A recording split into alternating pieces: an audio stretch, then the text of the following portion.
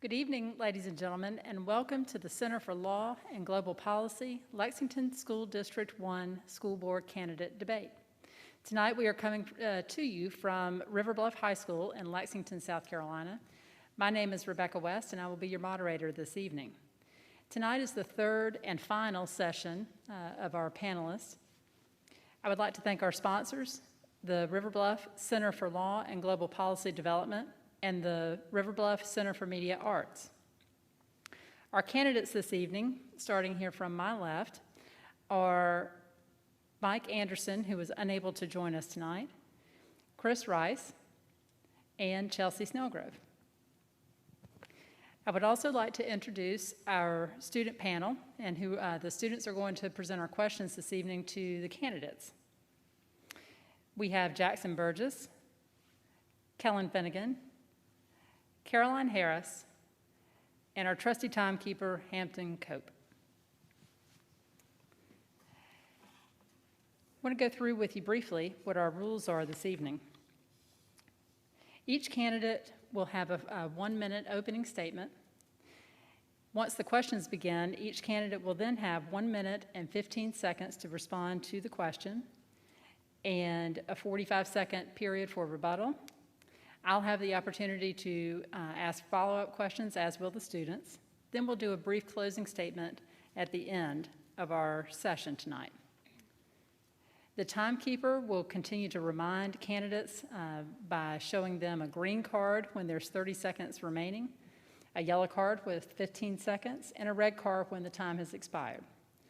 I've got some slight discretion in allowing a candidate to continue their response after the red card, but we would like to adhere to the time limits as much as possible.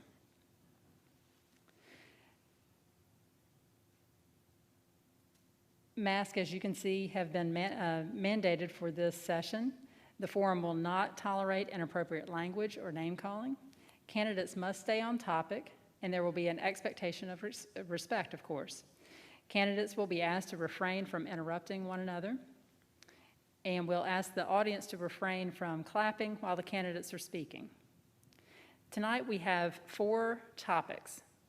The first one being education philosophy, the second, school environment, the third, COVID-19, and the fourth, budget.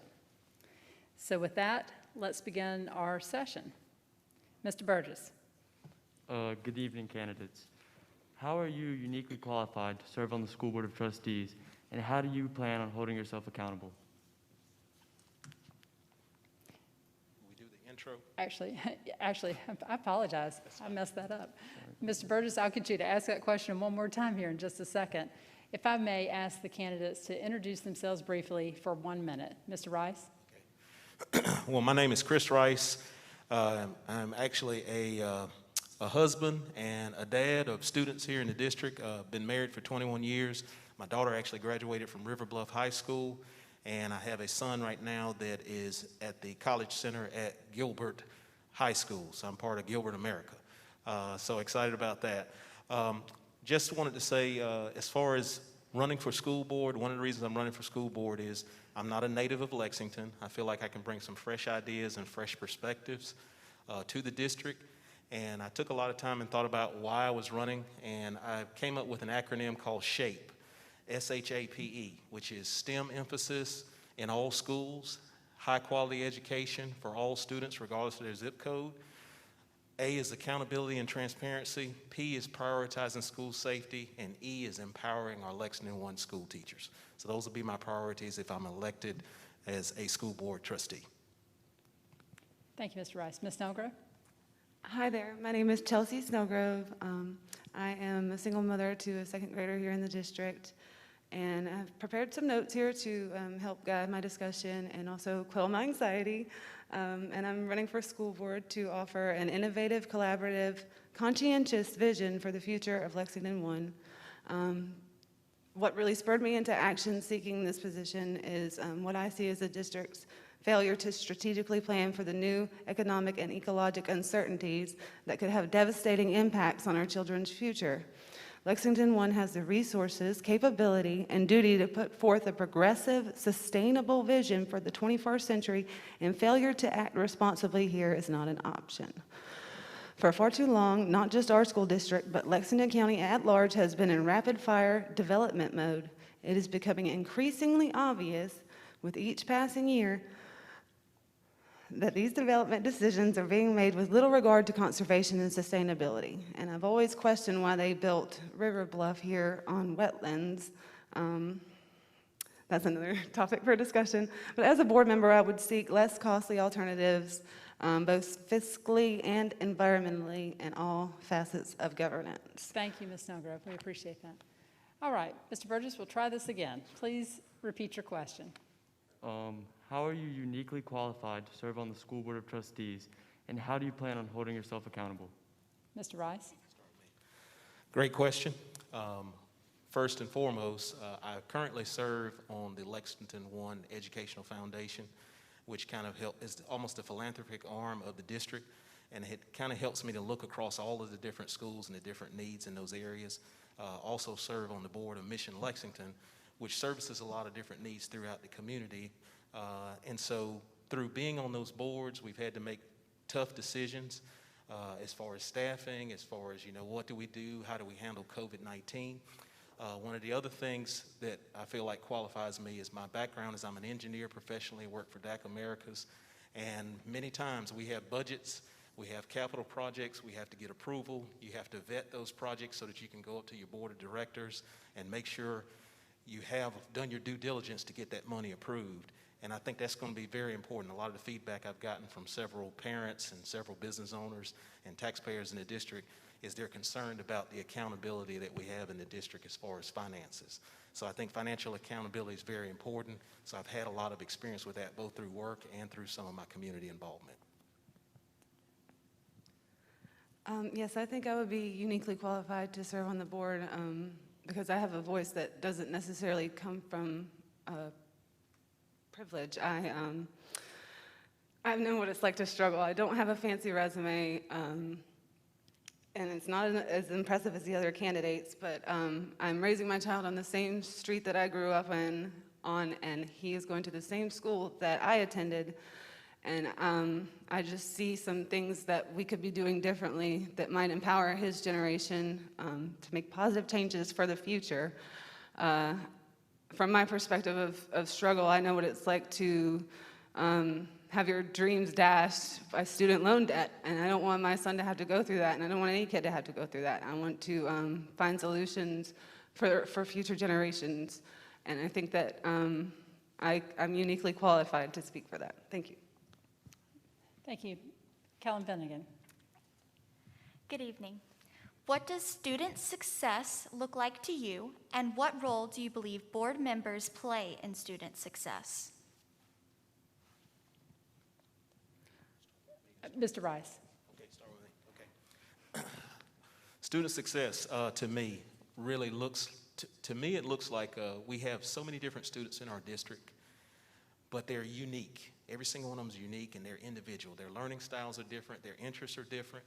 I think what we have to do is we have to have a vision for by the time a student graduates and leaves our school system, they're adequately educated and adequately prepared to go into whatever field and chase whatever dream they want to chase, whether that's in the military, whether that's technical school, whether that's going directly into the marketplace or the workplace, whether that's college, or whether it's in the business world. I think we have to have the tools and we have to prepare them for doing that. Now, a board member's role in that is you've got to make sure you're taking feedback from all of the major 5 high schools because they are also uniquely different. And make sure that the policies that we're implementing and make sure the feedback that we're giving to the district brings all 5 of those vantage points into place. And I think if we continue to keep that, we think about all of the districts, all of the needs, we think about the uniqueness of each student. I think that is where we tie in as board members to help people achieve the success they want to achieve. Mr. Rice, by way of follow-up, you mentioned tools, one of those being feedback. What are some other tools that a board member has at their disposal to help a student succeed? I will say this, I think actually access. I would say access. It's great for us to dress up and be board members and be at a board meeting and, we dictate these policies. But I think it really helps if we're able to actually cross the threshold of a school, spend time in that school, see what the unique needs are of that school. When people email you, like this has been great on the campaign trail. When people email you, when people call you, call them back, email them back, find out their concerns. To me, those are some of the tools we have. Just our presence and our approachability and our access are tools that we can use to gain that feedback. Thank you. Ms. Snelgrove? I think that student success definitely goes beyond standardized testing, and I agree with Mr. Rice about meeting each student uniquely in their learning. And one of the successes of Lexington 1, I believe, has always been to instill a desire for lifelong learning in its students. And I think that in order to do that, you got to find out where the students are and what makes them excited about learning. Excuse me, and how as a board member can I accommodate that? Going along with what Mr. Rice said, I think the board members need to really know what's going on in schools. I've heard that there's a disconnect between what's going on in the schools and what the board knows about what's going on in the schools. And I think that it's important that somehow we bridge that gap and that the board is actually able to effectively legislate for student success. Thank you. Ms. Harris, this question will be directed first to Ms. Snelgrove. Thank you. Recently, there has been some conflict on the board. For example, a disagreement over decorum and respect led one board member to file a restraining order against another. How are you going to overcome conflict in order to successfully collaborate with others? I believe that working together is very important, and we need to have collaboration and meet each other on our agreements. And I was completely appalled by the district's lawsuit, to be quite honest with you. All board members should have access to the information that they need to do their jobs effectively. And that is just what, from my understanding, that board member was seeking to do. And we don't know how much money was spent by the district to bring about this frivolous lawsuit, but I disagree with it. Mr. Rice? Yes, I did hear about that, and I really felt like that was a sad occasion for that to happen. As board members, guess what? There are going to be times where we'll disagree, but we are adults, and we have to set a precedent for the children. We're kind of representing the children or the students. And so how you handle that is, I think we have to learn how to have a healthy respect for each other and agree to disagree. I've been one of those people for years that I could relate with anyone, and I would communicate with anyone. And sometimes, even when you see there's a disagreement, we need to be, you almost have to take responsibility yourself to be the bigger person and take the first step and say, hey, you one-on-one, you and I, we've had a disagreement. Can we talk about this? If we can't agree to disagree, then I don't see how we're going to get together and agree on policies that affect all of the 27,000 plus students in the district. I just think that's a vital part of being a board member. Thank you. Mr. Burgess? How important are class sizes to the learning process, and how would you propose to reduce large class sizes even as our student population grows? Mr. Rice? Very good question. In fact, as a parent, I've experienced those. Right now, my son is in the 9th grade, I mentioned before, but when he was in 4th grade, he actually had to take a course where they consolidated classrooms, and they had 2 teachers in the classroom, and there were, I think, 43 students. And I will say the teachers were marvelous. Both of the teachers, we still love them to this day. We still talk to them to this day. But it was a major, major struggle for them. And I think his 4th grade year, he didn't progress as much as he could progress because that large class size. So to me, as a parent, I've seen firsthand, it's very important for us to keep those class sizes down. As far as what we're doing with our buildings and what we're doing with classrooms and so forth, I think we need to pay attention to class size, not only because of the quality of education for learning, but also the stress that it embodies on a teacher, because a teacher truly wants to educate a student. And if a class size is too large where they can't do that, there's a certain stress in that teacher because they feel like they're not fulfilling the calling that they have on their life. So I think class size is very important. We have to address it. Mr. Rice, by way of follow-up, how does that happen? What are the mechanics of that class size reduction? Well, I think first and foremost, I mean, obviously growth is a problem that we have in the district. It's something we have to continue to deal with. But honestly, now remember, I'm from the outside looking in. You know, I'm not a board member looking at all the numbers. But I think it's important to ask the question, when we look at all of the students and we look at each individual classroom, do we have metrics that say, okay, there's 15 here, there's 18 here, there's 25 here.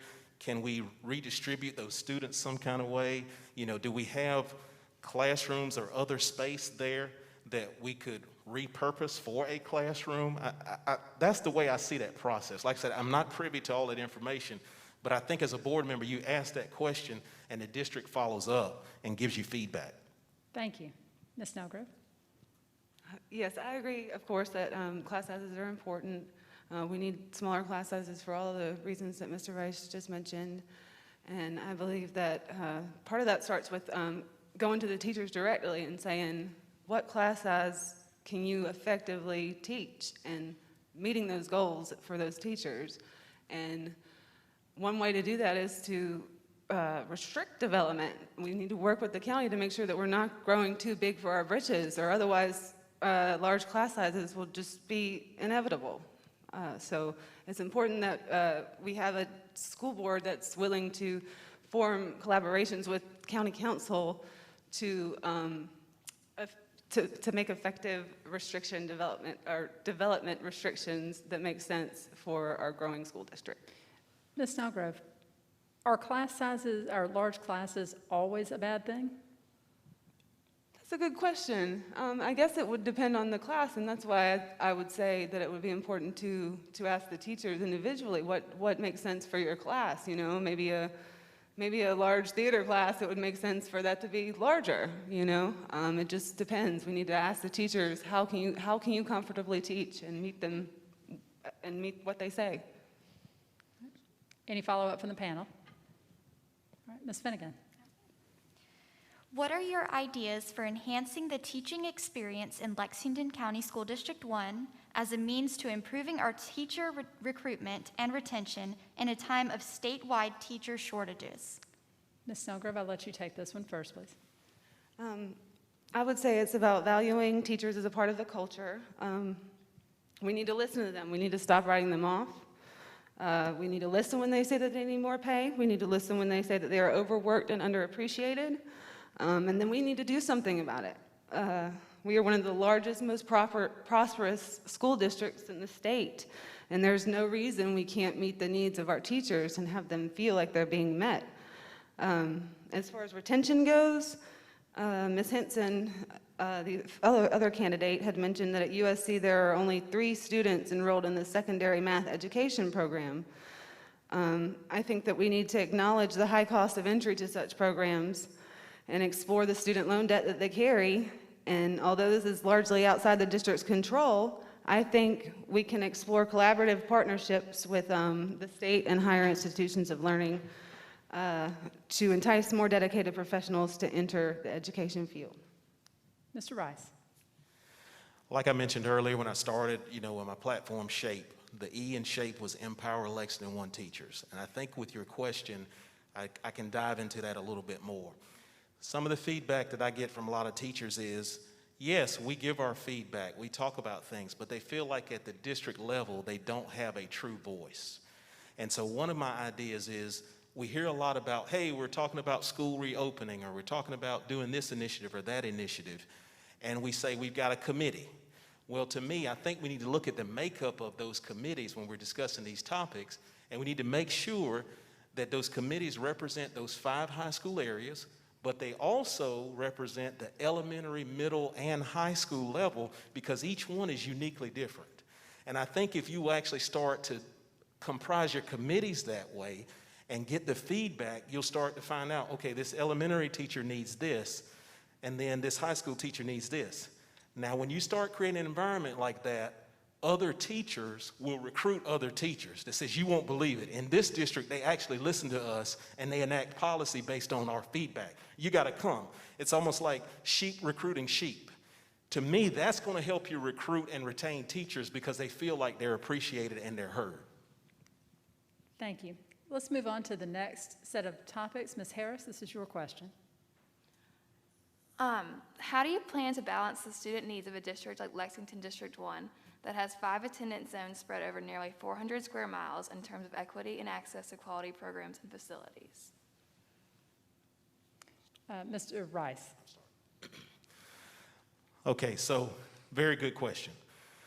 Balancing the equity, I think this even came up in the last session that we had. Just because you've got 5 high schools doesn't mean that when you meet their needs, you provide the exact same resources to each high school. I think what you have to do is you have to dig a little deeper to find out what is the story of those high schools and what do they need. I mean, I'll just give you an example. I know at some high schools they have, I think it's Future Farmers of America. When you start getting into some of the areas, you know, more of the Lexington proper areas, you probably won't have as much interest there. But what we need to look at is maybe if we have health professions out at White Knoll and people are interested, how much funding are we putting towards the health professions? And are we putting that same equity towards Future Farmers of America? Or we may have students also that are saying, we're not that interested in Future Farmers of America. We're interested in this. Maybe you split that funding to meet that individual school's needs and the interest, but you have to somehow or another have some baseline so you can look across the numbers, and I think that's how you do things equitably. I mean, that's what all I can really think of at this point is don't try and just say I'm going to give X amount of dollars here, here, and here. Look across the board and see what the true needs are, so dig deeper. Thank you, Ms. Rice. Ms. Snelgrove? I agree with Mr. Rice about we need to make sure that each school's needs are met individually to their needs. And I think that practically one way that that might work would be to allocate board members towards certain high school zoning. So say a certain allotment of board members come from the Pelion area, a certain allotment of board members come from the Gilbert area, areas that are maybe typically underrepresented. And I think that that will help maybe bring a voice to some of those that may feel like they're not as equitable. Ms. Finnegan, you have a follow-up? Yes, this is for Mr. Rice. So you talked about certain programs within the different schools that children will be going into as future health or different Farmers of America. How do you propose finding out how popular those programs are at different schools, and then how do you propose funding for those specifically? So I think now, here's something that's been neat, and I know we'll get into COVID-19, but we hear a lot of feedback. I know from March all the way up to the reentry of school, we talked to parents, we talked to community leaders, we talked to doctors, we talked to teachers, we talked to everybody.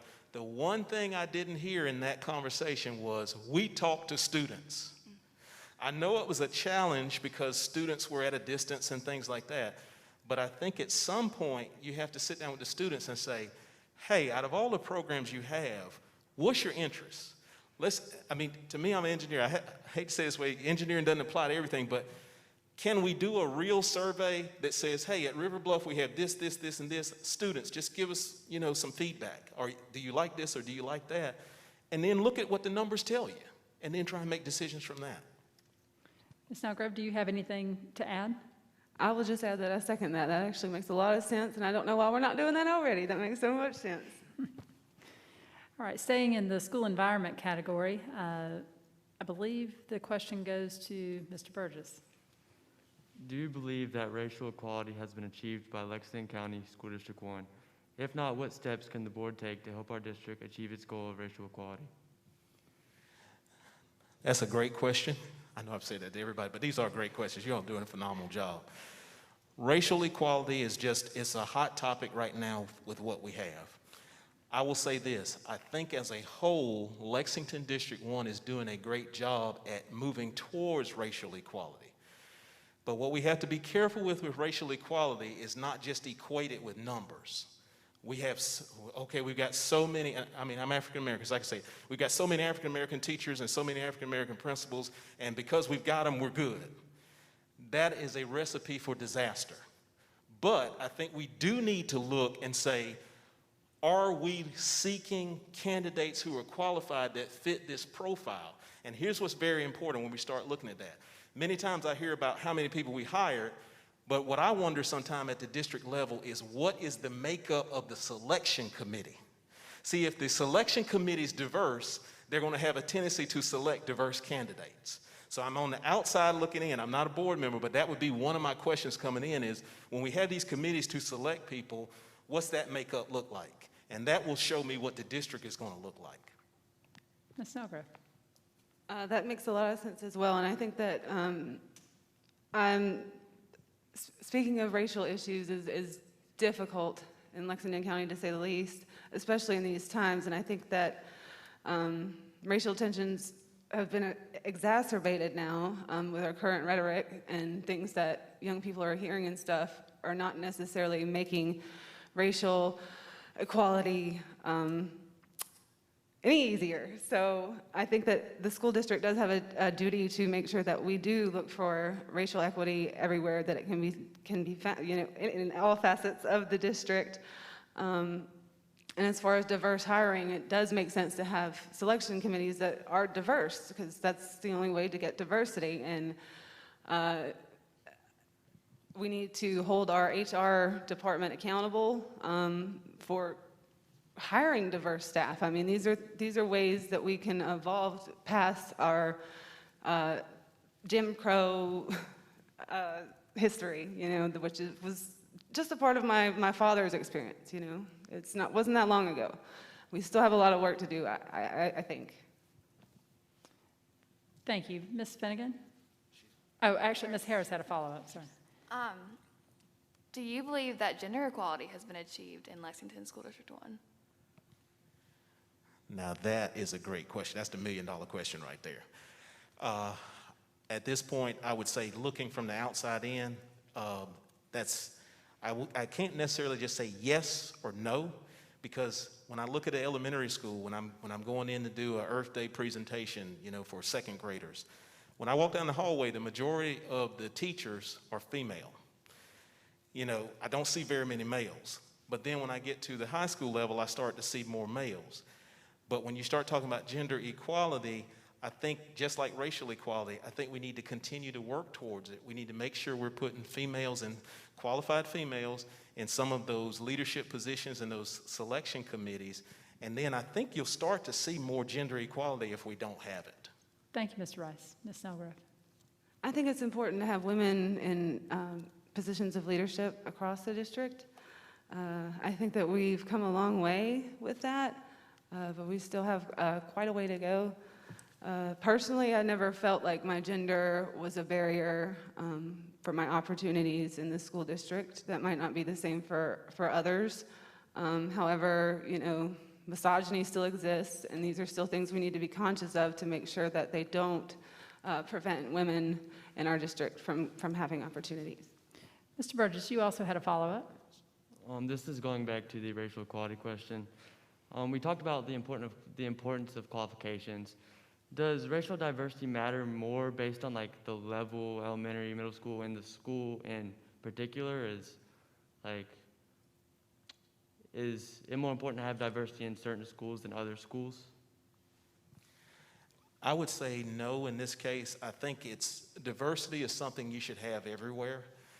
Also in positions of leadership, the more diversity you have in positions of leadership, you will see that reflected amongst everybody who reports to that leadership. So I think really if you can start focusing at some of the higher levels of leadership, making sure you're diverse there, just by default, we have a tendency to kind of, you know, move towards people who we relate with or we share backgrounds with and so forth. I think you'll continue to see almost like it's like you drop a rock into a pond and then you see ripples across the pond. I think if you start at the top and make sure your leadership's diverse, you'll see the ripples throughout your district. Thank you. All right. Ms. Snelgrove, do you have anything to add? I was just going to add that I agree with that. All right. And I've completely lost track about who is the next questioner. Ms. Finnegan, we have about 2 more minutes in this category. I think we're moving on to COVID-19 now, if you're All ready right. for it. Go right ahead. All right. The next category, just for our audience, is the topic of COVID-19, which is on top of everybody's mind. In your opinion, how do you feel the current school board is handling school reopening in regards to COVID-19? Yes, let's start with Mr. Rice on this one. Okay. I think as a whole, the school board is handling it well. However, I think the school board has had to defer a lot more of the decisions and the authority to the district itself. But right now, with like the 3rd through 5th grade starting back today, 4 days a week, you know, our elementary is back, and we've kind of got a phased approach to get other people back in. I think that's a good approach. It's easy to sit back with hindsight and look and say, coulda, shoulda, woulda, should have done this. But I think as a whole, we've done very, very well. I know we do have some cases, positive cases and so forth. We've had some interruptions to some sports teams. But I think as a whole, we've still been able to get to some level of a new normal, which tells me that we've handled things properly. Maybe we've made some mistakes along the way, but as a whole, we've handled things properly. Ms. Snelgrove. I agree that we have done a fairly good job handling COVID-19, which is unprecedented, and of course no one really knew how to handle it.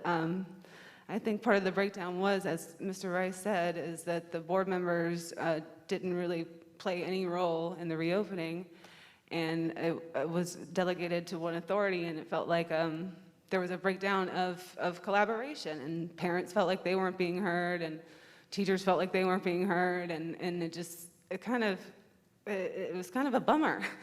And so I would just say that in situations like this, it would be more helpful if we had a board that was able to actually speak and operate on behalf of the constituents it represents. And I hate to play the woulda, coulda, shoulda game. I really do. But going forward, if something like this, God forbid, were to happen again, we need to make sure that we have ways to identify students who are not being served through digital learning and be able to meet them at how they learn somehow, some way. We should have prioritized getting the youngsters back. We should have prioritized getting special needs children back. Woulda, coulda, shoulda. But maybe now we'll know for the future. Ms. Snelgrove, if you could identify one thing that happened in the reopening process that you would like to see improved, what would that one thing be? Ooh.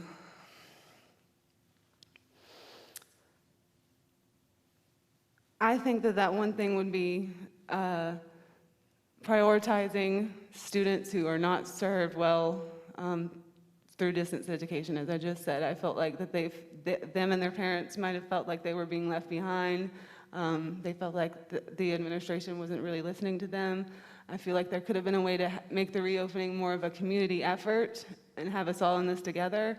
Instead, it felt like it was just patchwork together. I just think we should have worked together more. Mr. Rice, what's your answer to that question? I think really we probably should have, I hate to keep repeating the same thing, but I think we should have dug a little deeper as far as probably giving parents. I know this was total new ground for us, but I think we should have said, hey, do we have some parents that they have certain situations like special needs, self-contained classrooms where they really need their child to be in there, say 4 days a week or whatever. I think if we would have dug a little bit deeper, we probably wouldn't have gotten as much backlash from certain parents, students that have IEPs and 504s and things like that.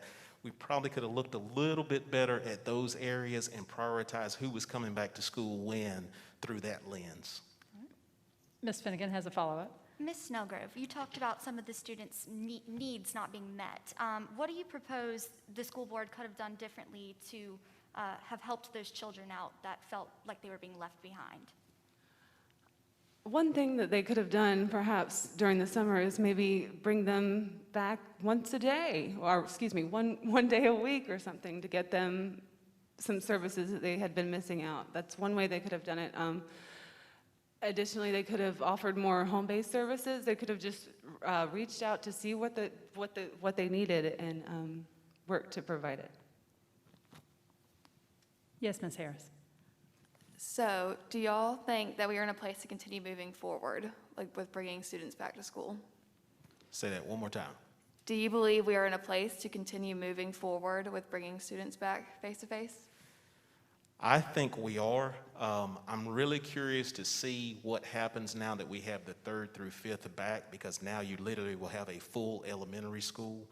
I I think with a phased approach like this, we're prepared to bring folks back without having to quarantine and draw back and say, okay, you've got to go in quarantine for 20 days or 14 days. But I'd be really curious over the next 2 weeks to see how our positive cases either move up or go down or stay the same. Ms. Snelgrove? I think we're ready to go back. I think that we need some robust testing mechanisms in place and some contact tracing in place that I feel like we may have faltered on so far. But once we get that in place, I guess I just contradicted myself. Excuse me, I'm a little nervous. Once we get the robust contact tracing and testing in place, I think that we are ready to go back full-time. However, like I said, I think that there are some students who should be back full-time based on their needs already, regardless. Ms. Harris? During this time, COVID-19 has had a drastic impact on mental health. Anxiety, depression, and suicide rates are alarmingly high. What should the school board do to help students and staff in regards to mental health? Ms. Snelgrove, if you'll start first, please. I think it's important that we listen to our counselors and make sure that they have the resources that they need to provide services for their students. Right now, some schools have large ratios of counselor to students, and I feel like we need to make sure that counseling is made a part of the norm and is part of the norm at all the schools. As far as staff goes, we need to continue to offer counseling services for them. They need to feel free to be able to take mental health days if they need it. This teaching is a stressful job. We need to support them in any way that they need mental health services. And we just need to destigmatize mental health. It shouldn't feel awkward talking about mental health anymore, you know. Our kids should feel comfortable going to their counselors, and it should be just part of school. Ms. Burgess, did you have a follow-up? Yes, ma'am. So you mentioned counselors and more support, but do you believe more funding and programs need to be put in place for mental health in general? Definitely. I think that the Project Hope initiative is a good start for the district.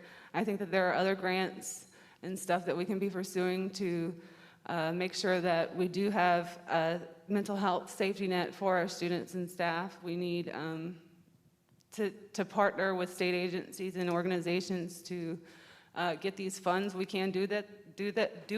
It is there. We just need to make sure that we prioritize it because it is as important as physical health. Mr. Rice, I'll give you a chance. Sure. Thank you. I think as far as mental health, to be honest with you, we're not, as board members, you're asking about board members, to my knowledge, we don't have anybody on the board except I think one of our physicians that his practice does certain things with mental health. He's a pediatrician, but also does that. But I think what we should do is take time to reach out to the mental health community, you know, people who deal with this on a regular basis. And we should probably start talking to them. I mean, I'm talking about having engaged, active conversations to say, what signs should we look for? Or what do you think some of our employees or our students will need? I mean, even before COVID, we were having students that unfortunately would take their own lives. We had several different things that would happen. So what are the warning signs? What do we need to look for? And train our staff and train our students so that they can respond accordingly. I think Ms. Harris is first there with a follow-up. So if we put a mental health program in place, maybe because of COVID, would you want to keep it long-term, like in the future? I would say yes. I would definitely say yes because I'll tell you this, it's not just COVID. Everything now, there's one extreme this way and one extreme that way, and if you're not totally to this extreme or totally to that extreme, you're thinking you're missing out or something's wrong with you, and there's all this introspection, whether it's politics, whether it's, I mean, everything. All of that induces mental stress. And so I just feel like it's going to be a greater need as we continue on, especially going down the road that we're going in our world. So I would definitely support keeping that.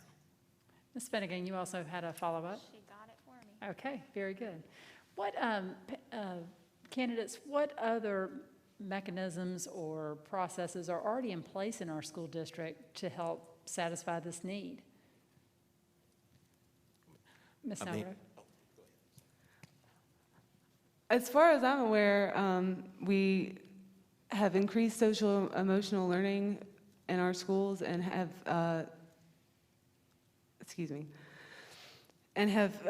made sure that our staffing levels for guidance counselors are adequate. But other than that, I'm not quite sure what they've done. All right, Ms. Rice, what do we already have in place? I mean, we have certain things in place. I know we've actually done some partnering with some mental health professionals to provide some services. As I recall, I know there was a board meeting we had several months ago where we were talking about we didn't have to fully fund all of those resources, which I thought was really good. But I even noticed that the district just launched a calming room. I personally have not gone in and looked at it, investigated it yet, but the company I work for has started, they partnered with a company out of Charlotte that has an app. I think it's called Total Brain. I'm not trying to promote Total Brain, but there's all of these different skills for you to go through, relaxation techniques and certain skills and everything to kind of determine where your mental state is. So I assume that calming room is along those lines. So it says to me that we're moving in the direction of doing that. But I'd have to dig in deeper to see specifically what tools we actually have available in the district. All right, next question. This is now going into our budget section. A lot of these questions we've maybe touched on, but these we want more intricate answers for your plan. As the student-to-teacher ratio begins to increase, how can the budget help to ensure each student is getting the help and attention needed? Ms. Snelgrove, let's start with you.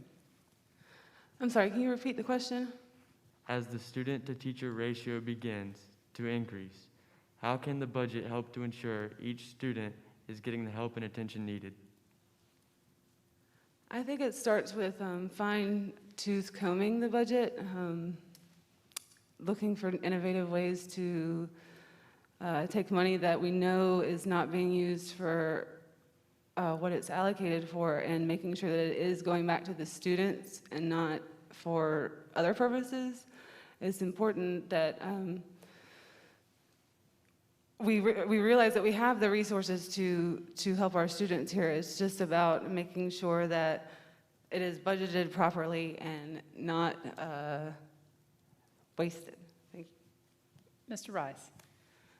I think what we have to do as far as budget is you've got to look, you have to have some measures in some way to determine your student achievement.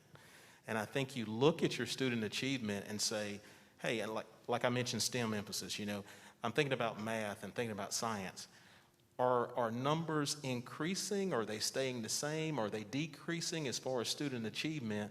And maybe part of what's happening is we need to bring more science professionals or more math professionals in to decrease those classes. I think we talked about it earlier when we said, when you start looking at these issues, you may have to look at what size does this classroom need to be, or what size does this classroom need to be? Obviously, a PE classroom can probably be larger than a math classroom. But I think that's how you start to look at your budget and say, hey, HR, now that we realize we need more math and science teachers, let's make sure we put something in the budget for us to bring more math and science teachers on board so we can reduce that student-teacher ratio. Ms. Harris with a follow-up. Do you think more money should be funneled into the classrooms opposed to the district office? Oh, absolutely, no doubt about it. I mean, we got teachers out here in the district that are, you know, taking their own hard-earned money and buying supplies and different things like that. I mean, I'm a parent, so I can relate to that. I don't want my child to lack. I don't want the other children to lack. So many times I'm sending an email to the teacher saying, what do you need? First semester, everybody has school supplies. Second semester, when you come back, kids do not ask for school supplies for Christmas gifts. So in January, there's a need there. So sometimes we send pencils, you send, you know, tissues, you do this type thing. I don't think that the teachers long-term need to be using their own hard-earned dollars to go out and get supplies for the classroom. So we've got to figure out a way to funnel more of that money directly to the front line, so to speak. Ms. Snelgrove. I agree, we need to get that money to the front lines. I think that too much of it is going through the district and in a lot of ways with little oversight, and we need to look for ways to funnel it to the schools directly instead of through the district. we need to make sure that we are using our funds wisely and responsibly for future generations, and that includes giving it back to the students where they are in the classrooms, not, administrative black tape or backdoor dealings. Both of you seem to identify or have some cause for concern about administrative costs. What specific administrative costs do you feel like are bloated or too high in the current budget? Ms. Snelgrove? I haven't had the time to fine-tooth comb the budget, unfortunately. If elected as board member, of course, I would dedicate the time to that. However, I think that there are some administrative costs that could be alleviated. It's just about finding them. I think that we can be irresponsible sometimes with some of our dealings, and we need to make sure that we are getting the best bang for our buck. And I will, as a board member, I will look for ways to cut costs administratively wherever possible. What specific dealings are you referencing? Good question. I feel like there are some aspects of funding that need to be looked at, like school resource officer contracts. I don't know if we're getting the bang for our buck, so to speak, on that. And we need to look at it. We need to look at the effectiveness of these programs and what we're actually, and how these contracts are actually made, and try to make sense of it and see if it is really what's in the best interest of our students. Mr. Rice, to you, what administrative costs do you feel like are too high currently? I really couldn't speak to which ones are bloated or are too high, but I have gotten feedback that when it comes time to budget, we probably don't have the level of resolution that we need to look at. And I think even some board members have kind of cried out to say, hey, you need to go ahead. You trust the district, because we've got to work together. We've definitely got to work together. But you got to dig down so you can verify. It's just like if I have a project at work and I go and I say, hey, I need to spend $300,000 to implement this particular plan. The vice president who has to approve it will call me on the phone and say, tell me exactly what's this labor cost here, this $200,000, what is that? And I have to be able to explain that, or he will not approve it. I think the board has to kind of have that liberty to ask those type questions and dig down and get those answered, and that will prevent your bloating. Thank you. Ms. Finnegan? Do you think there needs to be more public input into the budget? Why or why not? Yes, I absolutely do think there needs to be more public participation into the budget, because this is their school district. All of the public members deserve a voice to be heard for the decisions that this school district makes. They deserve access to open information regarding the decisions that the school district makes. We need more public forums for them to be able to offer their opinions on the decisions that the school district makes. And that's the only way that we'll have a school district that truly works for everyone. Mr. Rice? As far as the budget goes, I think what we need to do is we do need to get some feedback from parents and from taxpayers and so forth on what they think those budget needs are. But honestly, they elect 7 Board of Trustee members.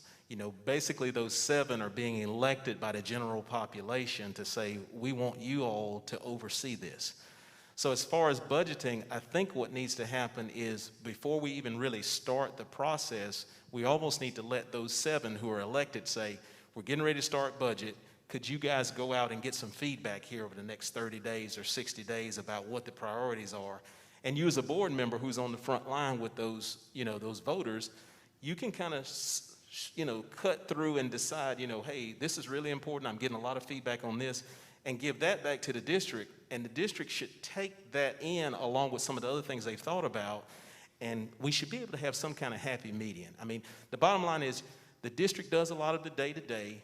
The board has general authority, but they have to work together, especially concerning budget, because the district makes decisions and the Board of Trustees are the ones who catch the flack on what got spent and what didn't get spent. So I think they should be involved on that budget process also. Thank you. Ms. Harris? Are we spending too much money on administrative positions, especially considering the fact that teacher stepper salaries were frozen this year? Mr. Rice, I'll let you take that first. Well, from what I understand across the budget, and you know, don't quote me on this because I'm not in the room where it happens, but I feel like when they looked across the budget, it seemed like they did some freezes in several different areas. You know, there were certain things that happened.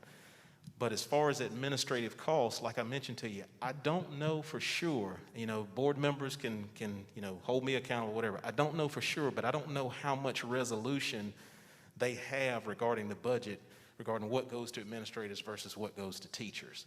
So I think that is, I mean, I mentioned earlier that I feel like we're the best district, but I think that's one level for improvement, is for the board members to know enough without really interfering in the day-to-day, but know enough and are armed with enough knowledge to be able to answer to the voters directly on a 3rd or 4th grade level. Here's what was done, here's why it was done, and here's where we stand.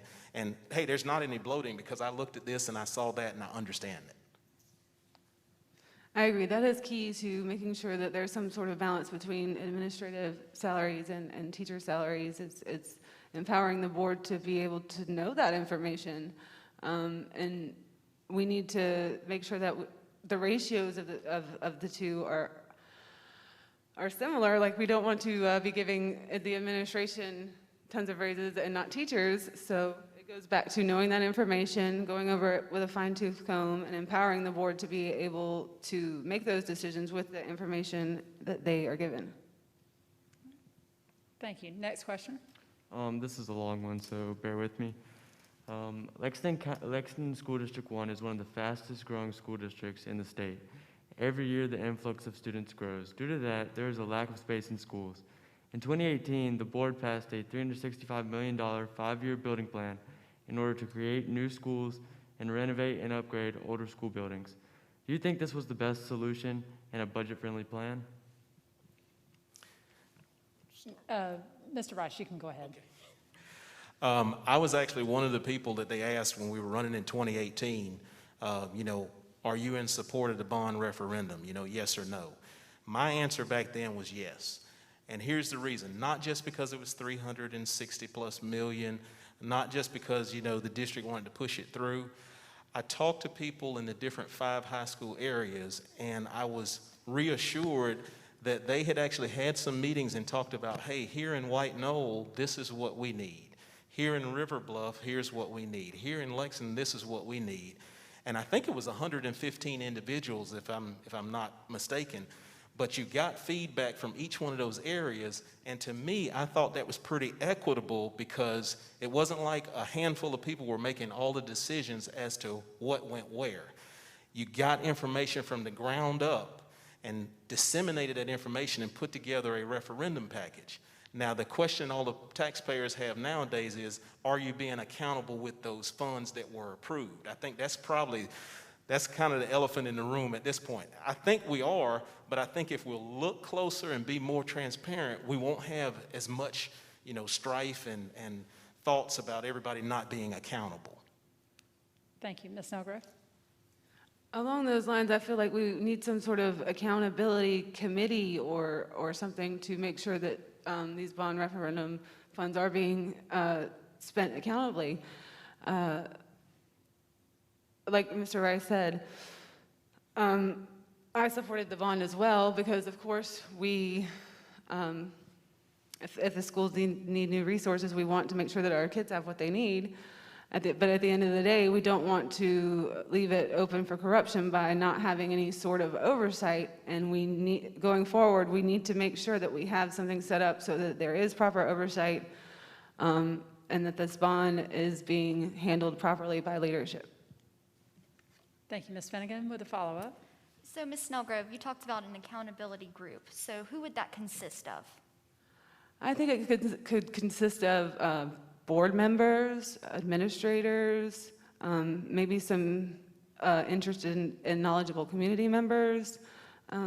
It could be a variety of different stakeholders, and it should be a variety of different stakeholders that is equipped with enough knowledge to be able to hold the district accountable for such a large amount of money. Mr. Rice, what transparency is available now to parents and school board members, teachers, to know what the budget allocates and what certain projects are geared towards? Well, let's speak specifically about the bond referendum. So one thing that I was happy to see is the district has on their website, almost like progress. Hey, we have all of these different projects. Here's the progress of this project. Here's when this project is supposed to be completed. So I think that's a start. But, and the budget, that's another thing. The budget goes through 3 readings before it's approved. What I personally would like to see is, more people being more engaged with attending those meetings, obviously after COVID, but attending those meetings and giving feedback and asking questions, not just of the board members, but asking of the district. But I think they've taken a step in the right direction in terms of showing progress and how this is working. But I think maybe the next step to go to is, here's what that project cost, and here's how this project finished, to see that we finish over or under budget. Ms. Snelgrove, what other forms of transparency would you like to see? I would like to see the board be a little bit more open with the information and documents it uses, or, excuse me, maybe even the superintendent's office, with the information it uses to make decisions, like maybe an open boards platform online or something where they can disseminate the information that they are using to make decisions and allow other stakeholders that information too. We need to encounter our community with the knowledge to have them become more engaged in the decision-making process. Ms. Harris? Would you support another bond referendum in the future? It would depend. I mean, it really, I know we're going to continue to grow, but before we go to another bond, because I mean, we've done 2 bonds within less than 15 years. I think what we really need to do is we need to talk about, before we just automatically say, oh, I just need more money. It's just like, my son and my daughter they think that dad and mom just have endless amounts of money. That is not the case. But what we need to do is look at, hey, can we cut something here, or maybe are we doing something that we shouldn't do, and we can make some changes. But it just really depends on what that situation is. I'd like to make sure we exhaust all of our other resources before we just go to another bond. Ms. Snelgrove? I agree. I think that it would depend on the scenario. However, I would hope that we would move towards a near-term future where we won't need another bond, where we can learn to live sustainably with the resources that we have now and work with county council to grow wisely and sustainably, so that a need for another bond in the near future would be unneeded. All right, we have time for one more brief question with a brief answer from our candidates. Who would like to take that question? Don't everybody speak at once. I'll ask it then if nobody else has one. What skill do you bring to this position that is different than the traditional politician speak? What skill do you have that you can help our district? Go ahead, Mr. Rice. I think being able to, I've always had an ability, and I'm not trying to pat myself on the back, but to look at a coin and see both sides, to see why does this side think the way they think, and why does this side think the way they think, and to look at both sides objectively, whether I'm on this side or this side, and try and bring us all together. In fact, I took the strength finders, and one of the strength finder strengths that I had was an includer, which means an includer, if I'm in a group of people here and I see somebody sitting outside and they're not in the group, I just have an internal drive that pushes me to say, why are they outside the group? Hey, come over here. Let's see who you are and what you're about and what you think. Ms. Snelgrove, briefly, with your skill that you believe you can bring to help the district. Yes, ma'am. I think that my passion, my curiosity, and my desire to seek truth is a strong suit and would serve me well on the board. I like to reach across the aisle and find agreement between disagreement, and I am a passionate fighter for what I believe in, and I want a good future for the children. All right, ladies and gentlemen, thank you very much for joining us tonight here from River Bluff High School. And thank you especially to our students who asked questions this evening: Jackson Burgess, Kellen Finnegan, Caroline Harris, and our timekeeper, Hampton Cope, and especially here to our candidates, Chelsea Snelgrove and Chris Rice. Thank you again for attending.